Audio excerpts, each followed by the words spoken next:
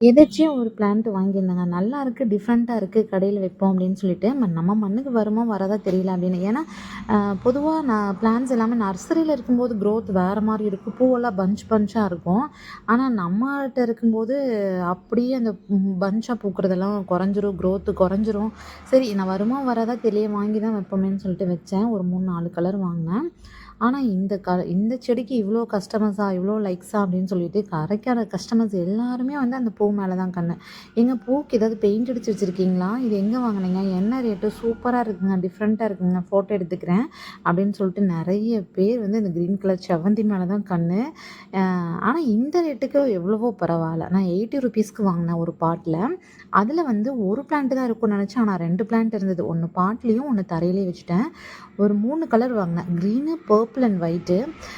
சூப்பரா இருந்ததுங்க. இது கூட வந்து ஒரு அழகு செடியும் வாங்கியிருந்தேன். மொத்தமா 4 செடி வாங்கியிருந்தேன். சூப்பரா இருக்கு. பார்ப்போம்.